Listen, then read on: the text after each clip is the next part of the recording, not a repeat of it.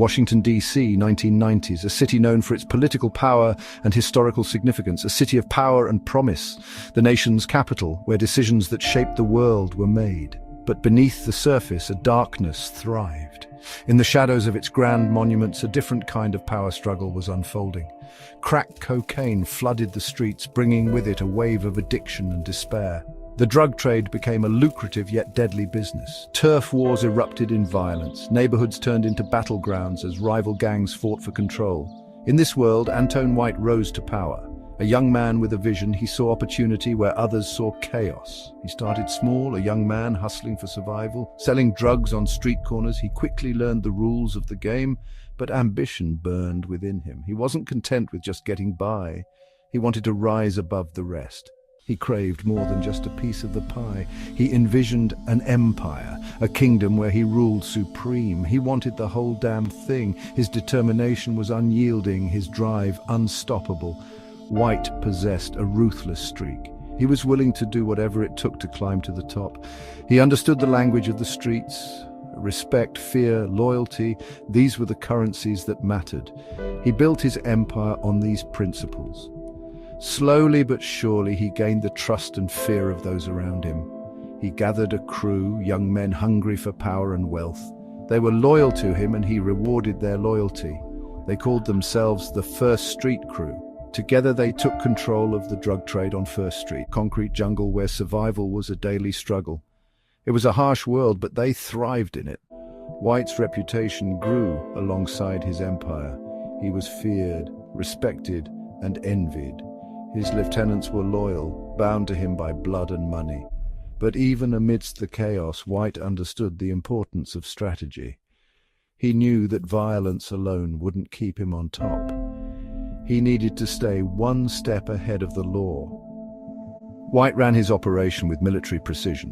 Every move was calculated, every decision meticulously planned. He was a man who thrived on control, and his empire was a reflection of his iron will. He established a network of lookouts and runners, each one carefully chosen and trained to be his eyes and ears on the streets.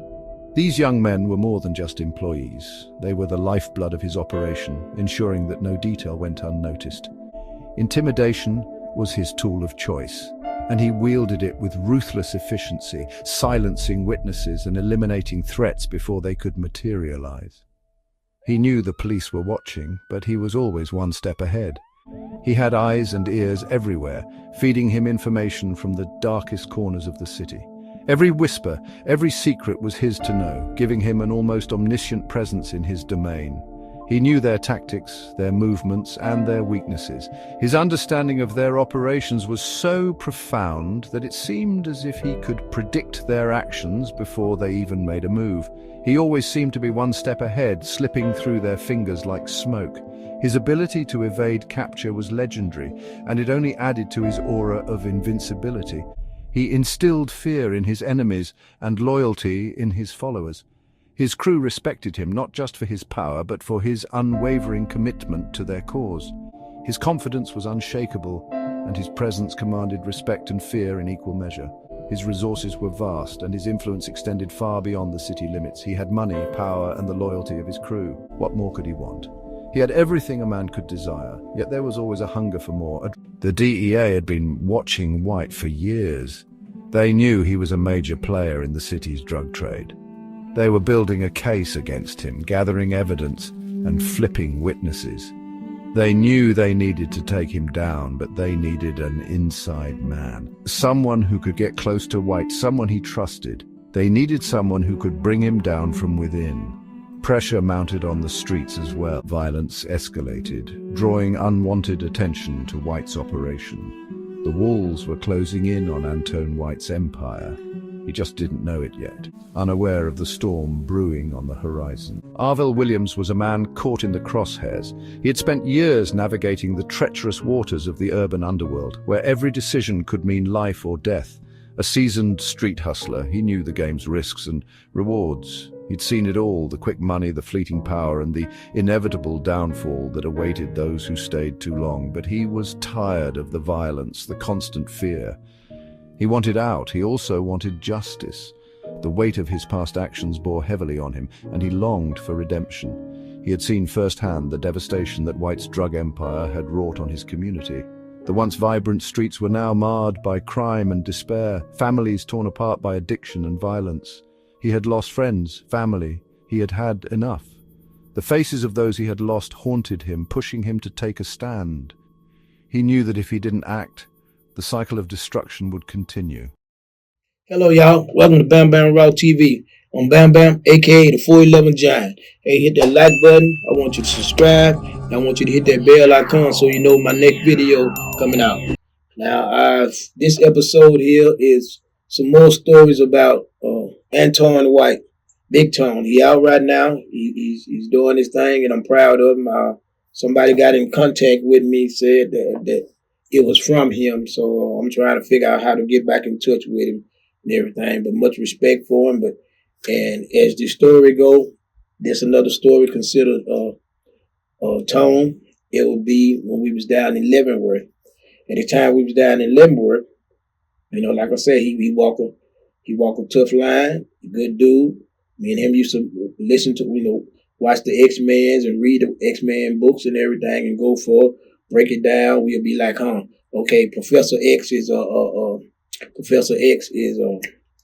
was basically Farrakhan to us, and Malcolm X was a Magneto in that situation, and us, we was the mutant, as they say, with genetically being more powerful, more stronger, and yet still that being used against us, used to hunt them down, enslave them with the things, with the little thing that mute their power and whatever put on it. So we used to throw a little similarity to that going on back and forth. But anyway, smart dude, very smart dude, to be as young as he was at that time. But now getting on back with Tone, on this incident here, it was the incident in which he was playing basketball. See, DC, everybody got their time on the court. They got their days and their times on the court, especially, the guys who really into that. They meticulous, DC guys, Tone them, they meticulous in their sport. And so they got a time that they go play basketball and everything. So they go down to the gym. That's expected to be their time and everything. And you had everybody respected, but you had this one kid. He was a big body. He was a big body, but he was goofy big body. But he was he had a flat mouth, and he had a little money. So he had a little money, so he felt like, okay, hey, he had everything, and so he felt like he was as if he was somebody, but he hadn't earned no stripes. He was not a fit. He joined the GDs, or I don't know if he joined there or he had already joined them, but you can kind of tell that he's one of them guys who was just latching on to the GDs to be a part of it. And I guess Godfather and them tolerated him and everything, because they was always, they was definitely always recruiting. I don't know whether to have the numbers or what, but anyway, dude come down there and he trying to throw their weight around, but it's a goofy way. Real men ain't really even paying him no attention as long as he stay in his line. So anyway, they go down there and they playing basketball, and one time he get on the Tone them coming, it's their time to get on the court and everything. They get to playing basketball, so somehow they let him play on the other team. And he wanted to hold Tone, because he called himself wanted to hold Tone, something similar to that. But long story short, number one, we gonna get them knives down there. And I ain't gonna tell you how many ways it is, but it's ways to get those knives down there. And men's gonna have knives everywhere they go. They gonna have them either there before they get there, or they coming with them. So basically going on. So anyway, and I'm thankful that Tone didn't put no knife on dude. But Tone dude said something slick. They said he cussed. He was playing Tone, kind of playing him rough and going on to say he said something slick to Tone. And they said, man, look here. They said Tone hit this man everywhere except the bottom of his foot. And they get back. They get back the men who I fooled with that was in the gym. They get back and they let me know I'm in the unit, drinking and making wine. So they get back and they tell me, say, look here, man, watch out. Y'all get your people and make sure everything out the way and everything, because it may be something with the GDs. in DC. So I said, what happened? They said, Tone got into it. Tone punished the dude down there. Blase, blase. So I mean, Tone, that's my dude. We fooled each other going on. Then I pretty much know if he had to put hands on somebody, number one, they should be thankful that he didn't put no knife on him.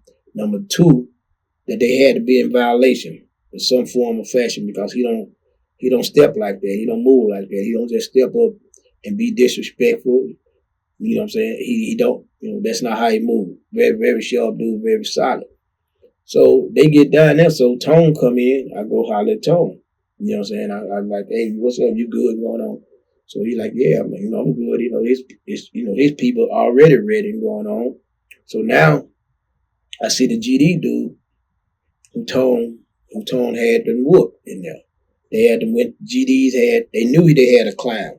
They already knew this dude was a clown because he was always into everything. He was always into everything, playing big. So I think they knew they had a clown on their head. And they sit down with Tone, and Tone, they straightened it out and everything. People told him the dude was out of line. He got out of line, and Tone gave him what he asked for, And so they squashed all that. So all this was squash everything good. I'm talking to Tone like, man, how did that clown manage to get in your mix? And, we talk about it and everything because like I said, Tone is as far as value, Tone is $1 million dude because the dude is going to roll with you. He going to roll for what's right, and he going to stand on what's right. And that's one thing he is. I give him credit for that. That's why we have became so close. But as the story goes, Tone, by like 2 weeks later, and he'll remember this, 2 weeks later, the GDs did a cookout. And the dude, Tone had whooped the dude so bad that the dude had to wear shades had to wear the shades for almost a week. And his eye was so swollen, his face was sticking out that his glasses used to be way out here like this him. Because all his face was swollen up and going on. So after about 2 weeks, the GDs had cooked. And Tone came back in. They give men plates. They give men, from different places and going on. So they had made a plate, and the dude took it up in there in Tone's cell. So I look around, I look at the dude, and I'm just, I'm gonna look out for my man. So I see the dude take it in there and going on in my mind, say this is jail, man. I got to let Tone know that this dude here did that cooking. It's the same dude you beat ass 2 weeks ago. Now he doing the cooking, and he took the plate and set it in your room for the GD. I said, now, brother, so I couldn't live with that. I couldn't live with that. So when Tone came in, and he'll tell you when Tone came in, I come to his cell, knocked on there. He just getting back and getting loosed up. I said, hey, what's up? Let me holler at you, man. So he said, what's going on? I said, who brought that plate in here? He said, no, who that there? Godfather them sent me a plate. I said, yeah. I said, do you know who was cooking? And do you know who brought yours in there? He said, no. And then I can't remember the dude's name, but I said, dude, that's the dude you just got through punishing 2 weeks ago. He brought this in here. I said, man, don't eat that shit, man. Throw that shit out, man. I said, what motherfucker do? Motherfucker grind up that glass and put it in there, and that shit'll cut your intestine. I said, don't, man. You think that motherfucker? I said, I don't think he'll do it. But I said, why chance it over this little piece of meal, man? I said, no, don't chance it, man. You worth more than this him. Throw that shit away. Tone took it and flushed it down. He still want to go punish the dude. I said, I'm not saying he did it. Tone the man, there's a 90% chance that he didn't do it. But the fact that it's a 10% chance that he could have did it. Don't want you to eat it, man. And he steady wanted to go punish him just to have the thought in his mind that an individual could play that game with him. I had to talk to him a minute. He was ready to go crush dude just on that idea. But that's how he is. That's how he moves going on. He plays straight, and he don't. And I was like that to a certain extent. Tone don't look for the credit stuff in people because he ain't gonna do it. He direct. Direct means Direct soldiers don't think about doing cruddy stuff. They don't think about shooting across with somebody else to get you off the compound. They come get you themselves. That's why we always got shot. That's why we always got incidents, because we gonna go do it ourselves. We're not sending nobody, no little homie, no biggie. They can go with us, but they can't go for us. That's not how we move and going on. So much respect again to Tone, and people was asking me about it, and I was telling some of my homies about the stories going on, and they done heard about it. I had 12 co-defendants in the federal system, plus I had other homeboys from my area down there. So a lot of them, they asked me, J-Rock, all of them, they asked me about him, they asked me about Champ. But that's one of the stories that I want to tell you about Tone and how he moved and going on. So now, hey, thank you again for watching Bam Bam Raw TV. Hit that subscribe button, the like, and then hit that bell icon so you know when my next video coming out going on. We finna start getting some stuff together. I hope y'all been liking what's coming on there. We're gonna start addressing some issues and doing some response videos to some of the things that people have been asking me to respond to. I'm not really a person who get off in the business like that, but if we're gonna respond, I'll give my opinion on it. I'll give my opinion based on legal. I give my opinion based on the way I move. I give my opinion based on the way that I see the situation. I'm gonna call it like I see it. You know what I'm saying? I'm not gonna, and that's another story. Some of my people ask me, say, man, why you? And as other people say, man, why you you always you always get a DC dude respect. I say I give all the men's respect who deserve it. You got some cold men's out of every state, New York, DC, Baltimore, you name it. So don't dismiss that. I don't dismiss that at all. It's just that I kicked it more a lot of times with DC dudes because we was a lot of lack on taking care of our business and being ready to do that. And a lot of other dudes was also, but we kind of fit. We met at the right time at different places and going on. So, but as far as with Tone, I got a few more stories of me going on. But the man, he is what they say he is. He's a thinker. He's about his business. He don't dodge no wreck, and he stand for men's, and he love his people, man. The dude, I mean, and I said this on one of my videos, that man was sending out the hole when they was gonna ship him, making sure that all these people, he came through me. John was my seller, and he didn't allow John to do it. He sent word to me to make sure all these people got what they got, and I made sure they got it. And I used that same method when I was in Hazleton, when they was shipping me. Send word out there for my homeboys to get the money from my poker table, to get the money from my cigarettes and all that, and for them to split everything among themselves. All right, so again, thank you again for tuning in on Bam Bam Raw TV. That's just a little bit more about Tone White, Big Tone, Antoine White. All right, peace.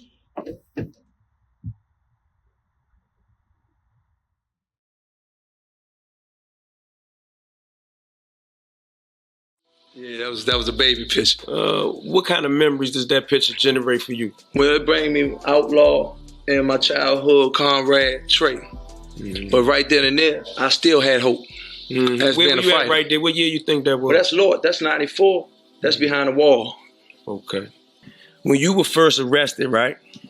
I'm talking about arrested and didn't come home. You weren't arrested for a RICO charge, right? You're right, correct. How was you first arrested?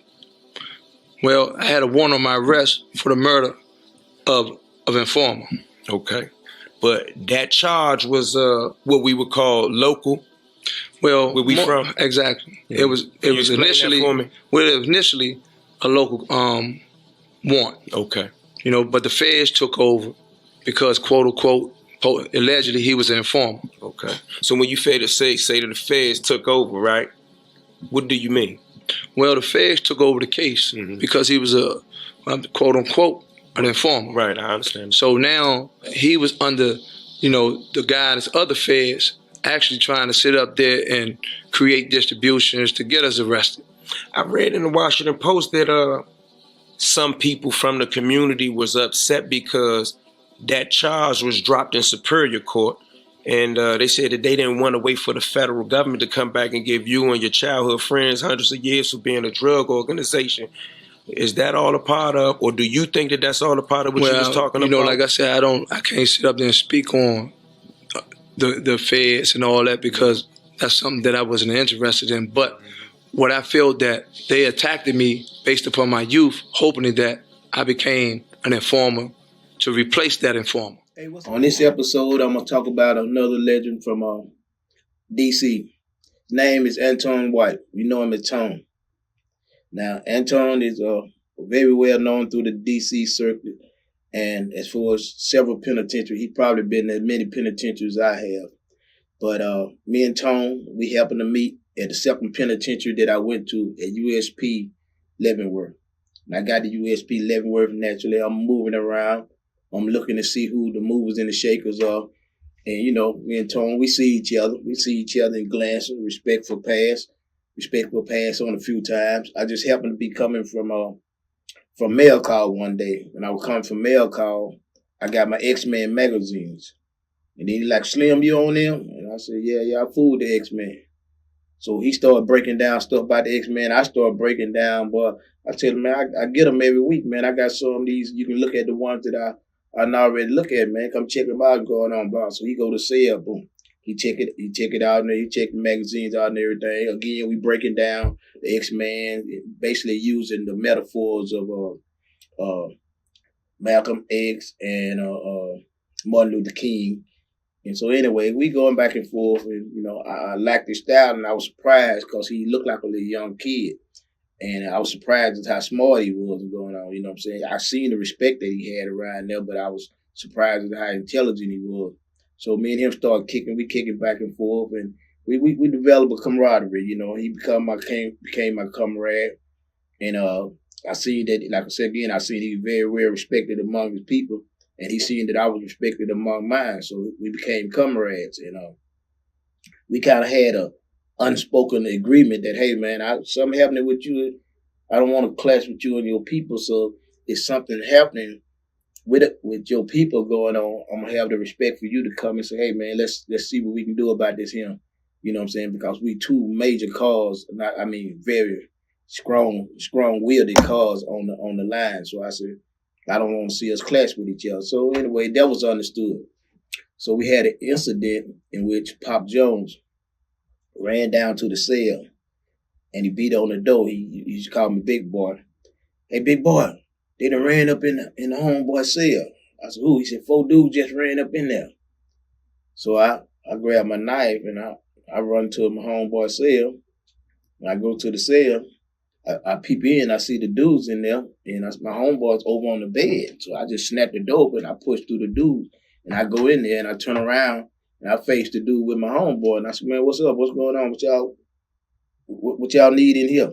So, man, we need our radio. Your radio. Ain't nobody got no radio for you. He said, your homeboy bought that radio, and that radio belongs to one of our homeboy dudes stole it. I said, you bought a radio somebody in the store. We don't fuck with no stole stuff. We don't do no stealing. And we don't take no. We don't mess with no. I didn't know it was stole homeboy going on like this here. And so I'm looking at it's a bad situation, but I'm willing. I'm gonna try to talk to him, but I'm willing to do whatever I got to do in this situation because at that time I really didn't see no out date. Didn't even think about out date. So by that time, Tone snatched open the door. Bam! We snatched open the door. What's going on? They started. He said, "Well, y'all bag out. Y'all bag out. Me and him gonna talk." So they all got up out there. So Tone said, "Man, what's going on, Bam?" I said, "Man, my homeboy, I bought this radio from this. Who you bought the radio from?" And he told me who. I see them bought. So Tone said, "Man, we go up there and smash them up." I said, "No, he gonna do something, Tone, because he gonna go up there and he gonna hit the nigga. When he hit him, then I'm gonna finish it up from there. I'm gonna stab because he ain't gonna. This homeboy ain't gonna use no knife. He don't do nothing. But I'm gonna finish it up from there. He gonna do something though. He ain't just. So we went up there. We did it. Everything went in plan. So from that point on, that let me know that hey man, dude, dude pretty much man his word and everything like that. But he was always moving and shaking and making money. I never seen him broke, never seen him not needing nothing because he was putting his thing down in different places. But I tell you, as like I said, being intelligent as he was and all that, and he kept, he kept the dudes. DC don't generally have a shot call, as to say, they men's among men's, and so he was respected, and I done seen other ones, Larry Moore going on, that's come up more, other ones like that, Tough Slim going on, but I done seen, and they people respect their opinion, they respect them. So anyway, so Tone, but with all that there, Tone had a quick temper. I watched Tone, I actually seen Tone knock two dudes out, and I heard about it. I seen the effects of the third one, but I never know why he was around me. He never had to use a knife.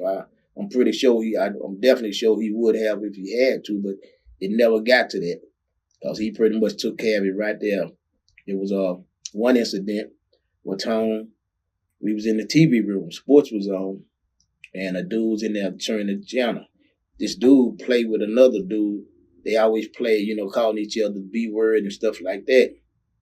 So Tone come through and Tone said, "Hey, what's up? What's up on the TV?" And dude said, "Bitch, you know what?" And then when he turned around and realized that it was Tone instead of the dude Mike who he be playing with, man, Tone cleared that distance in 3 steps. Bam, hit him and knocked him out. And then we like, "Oh, Tone, I'm sorry, I didn't know." But when we woke him up, I didn't know how Tone standing over him. We and so that's the incident. I told we got Tone, come on, man, you got too much going on. Just let him pay for his mistake and going on. So Tone got off on that. Another incident was when him and this guy looked like Herman the Monster. I mean, this guy got to be almost 6'9", something like that. Actually looked like Herman the Monster. And the guy he was washing. He had his clothes in there, and his clothes was through, but they were still sitting in the way. So Tone took him and put him out of the way and put his stuff in there. So he comes in, and I'm passing by, and he's like, "I ain't none of them little bitty guys you be running over and going on." Tone said, "What? I ain't none of them little. You don't just move my stuff. You wait till I come here and going on. I ain't none of them little. I ain't scared you." And he did like this here. When he did this here, bam, Tone hit him. And then when he do was falling, he was reaching for Tone. He talking about, "Oh, Tone." So I laughed about that for a while. I used to mess with him about that. Another incident in which like I said, he fight a drop of head. He had it, but to be so intelligent and so avoidant, he didn't go look for nothing and get in nothing, but he was serious about his respect. And I think because he looked so much like a little kid, he thought people would they wasn't seeing how dangerous he was because they see how he moved around. They thought he moved around just on GP because he was DC, but he could stand on everything he did. And his mind was, he very, very intelligent, man. That's what people dismiss about him. When I started talking to him one-on-one, man, I was very impressed by his intellect. But so this third incident was that I recall being there at Leavenworth with him and the dude, GD dude, they playing basketball and going on, and I guess he figured Tone fouled him too hard or something and said something slick to Tone, man, and Tone stepped over there to him over there because he gonna go right there. Tone stepped over there to him, and man, they say Tone beat him silly. Now I didn't see that because that happened in the gym. Now I seen the guy when he came back in. The guy, face was so swole, his eyes were so swole that he had shades on, and the shades was this far off in front of his face. Tone had to. But anyway, long story, he wasn't all about fighting. He was a very intelligent dude that he took care of his people and made sure his people was all right. I seen him. I seen him take care of his people. I seen him make sure they eat. And in one incident, an incident that he did he did two incidents that I respect on my part. that he did for me and our friendship, our camaraderie, is one, when I had the same homeboy. He worked with legal work. He ain't about that trouble, and he knows what Tone is capable of. But I think he took advantage of me and Tone camaraderie, and I didn't like that, because Tone was making a move in the library. He sit there. He asked him to do a little. Hey man, let me get right here because I need to do this here. Man, that man talk. Tone said that man talk slick, talk crazy to him. And I said, Tone, come to me, man. Tone was red. He like, hey, homie, man, how I feel about you, man, going on. Man, this dude said this is going on. I would have just smashed him right there, but I don't scream at you. I want you to know he was dead wrong like that. I said, no, he dead wrong. We gonna deal with that, man. He gonna have to stand on that. He gonna have to pay for that. He ain't in your league. I don't want you wasting your time doing nothing to him, but we gonna get him down here. We gonna make him understand, man. The way you blessed him when you came in there, man, and you did that situation. I said, no, we ain't gonna let that dude on the screen of nobody. He ain't gonna get away with that. So when you got our work, I go in the room. I said, man, what would make you think that you could do anything with Tone, that you could say that to him, talk to him like that? Well, he was trying to do this him. I said, let me tell you something. Nigga, the way he stepped in and saved you from that situation and going on, you don't sit here and tell him you owe him. You owe him. That man ain't did that on the screen of you. He did that on the screen of me. You understand? So you ain't. So I tell myself, you gonna either apologize to that man in public, or I'm gonna let him smash you right there in public. When he came on out, I'm sorry, Tone, I'm going on like here, something going on. I said, right in front of everybody, man, you know good and well he said and going on, and Tone accepted that, and I appreciate that. And then another situation was, I was going back to court. I went back to court. They took 2 bodies off me, and they took 6 years off me. So while I'm in court, I had an old head named Pop Jones, and he's known for blowing out the electricity and stuff, because he always making this moonshine and everything, cooking this wine, making this moonshine, and him and this Sally got into it because he was steady, had out everything wild up and going on. Sally was a young cat out of New York who had moved in the cell with him while I was gone. Now Big Bouncer came over there. He was coming over there, and soon as Big Bouncer, which is Big Bouncer from DC/New Orleans, or New Orleans/DC. So Big Bouncer coming over there to handle the situation because I'm not in the unit. So Big Bouncer come over there and Tone get right up with him, man. Look, hey, boom, man, I'm rolling. He rolled with Big Bouncer, went in there, and they put a cold check on the dude, and they handled the dude's situation and going on, and they made sure my old head, which I was old head, was all right. And basically that's the kind of dude he was. But to show the respect that he had for me and the trust, when Tone was in the hole, got shipped, I had moved up in the cell with his homeboy JJ, because I had to have a lower bunk, and the old head that they had, I had got out of the hole, the old head they had put me in there with, then he had to have a lower bunk too. And I had to have a lower bunk, honestly, because I couldn't climb up to the top, and they didn't have ladders then on the beds. So anyway, I got a lower bunk. He put me in there with JJ. But when he had put me in there with JJ, he had made me aware of some things. So man, you may not want to stay in here too long. Blah blah blah. This is like a stash spot. So I said, okay, I ain't gonna be here long. As soon as they get a cell for me, because I usually keep a cell by myself anyway. So anyway, long story short, Tone went to the hole. Tone sent a note out there. When he sent the note, he didn't send it to JJ, his cellie, to my cellie. He sent the note to me.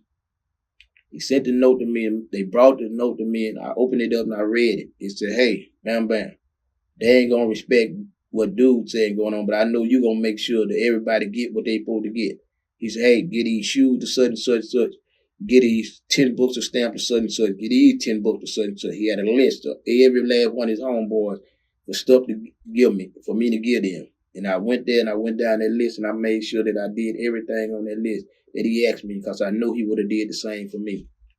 But and like I said, as time went on though, my homeboy, Cat Kizak, the body snatcher, ended up in Atwater. He ended up in Atwater, and while he was at Atwater, a situation happened. So now, Tone, on the screen of me, stepped up with Cat Kizak, the body snatcher.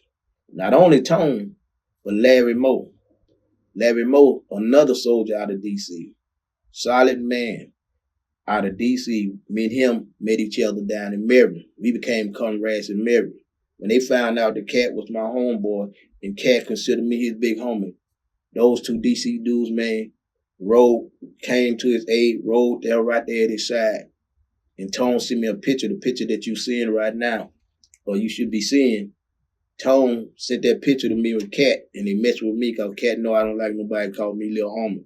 And saying that he big homie. But the play on the fact that he came through for me, and I would see people always they dispel the loyalty of real men just because they can't get it, because they're not in that level. But it's some solid loyalty. And that man came through for me. He didn't have to do that, and that's why every time a dude come through from DC, I would tell him on the screen of those men. If they was in the hole and they come there and they said, "Where you from?" Slim, I'm from DC. Going, okay, all right. Where you from? I'm from Louisiana. Ah, man. I said, oh, look, player. On the screen of Larry Moe and Tone, Tough Slim, and these different individuals, I said, no, I'm sending this here down to you. Now, you can do what you want to do, but I got much love and respect for them men, man. Them men solid over the system. Do it or take it. And later on, me and the dude, we get to talking about some of his homeboys, Zulu and them. We get pretty cool. Some we don't, But yet and still, I'm always offer that ability to help based on the screen of what they have shown me. You know what I'm saying? The men, that don't go for everybody. They go for the men who have showed me that. And that's the way I keep it like that. And they ain't let me down yet. But Antoine White is a very, very intelligent dude. He's always thinking. He's always moving, and he always making something happen. I just, he used to have a half trigger.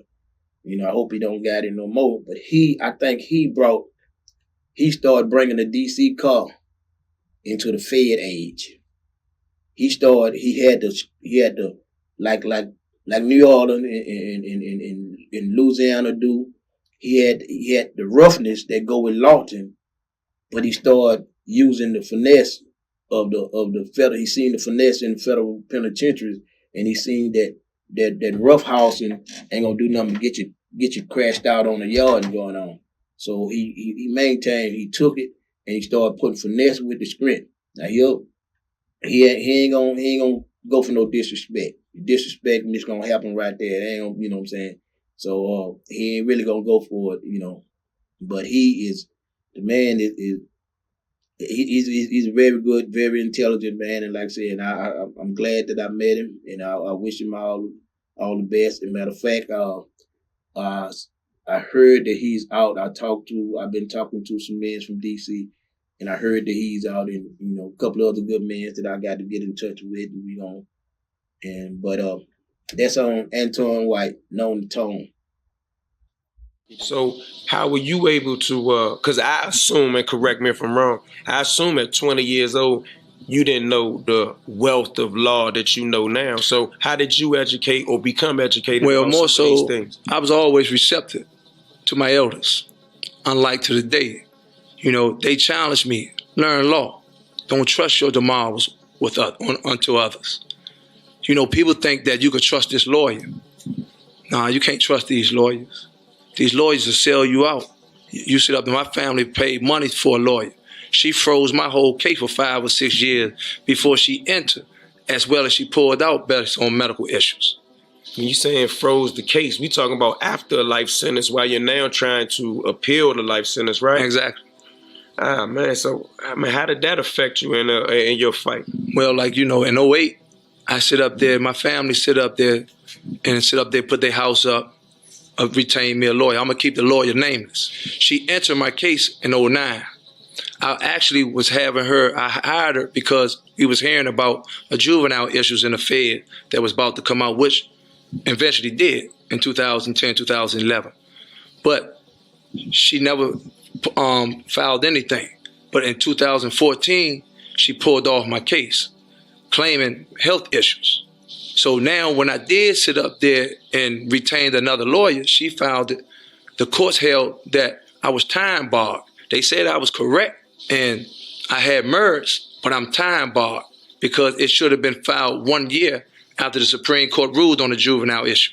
So for people who don't know, when a person say they time barred or something that's time barred, right? Yeah, if you as a person have an issue that could free you, grant you all your liberties that's been taken from you, you telling me that just because it took too long for something outside of your control, that you still can't obtain your freedom? Well, I'm going to just tell you like this. There's many people is locked up under bad law, unconstitutional law. But we don't have the proper advocates, or we're going to say a lot of people who sit up there, from judges, from prosecutors, from lawyers, they actually sit up there and took an oath to uphold the Constitution. But all these is bad law. Just like it's been a bill for the last 3, 4, 5 years, sponsored by Dick Durbin and Chuck Grassley, about the acquitted conduct and uncharged conduct that people is actually been aggregated sentence against, so y'all will understand, to be added more sentence to their actual conviction. They even admitted in this bill it's unconstitutional. So again, the Fifth Amendment is being violated. But you have these judges, these prosecutors, as well as these lawyers know it's a violation. All in all, Eon, there's no need to really explain about what's in the past. I'm gonna accept my blessings for the day. Whether people deem me innocent or guilty, that's their perspective, like I told you from the get-go.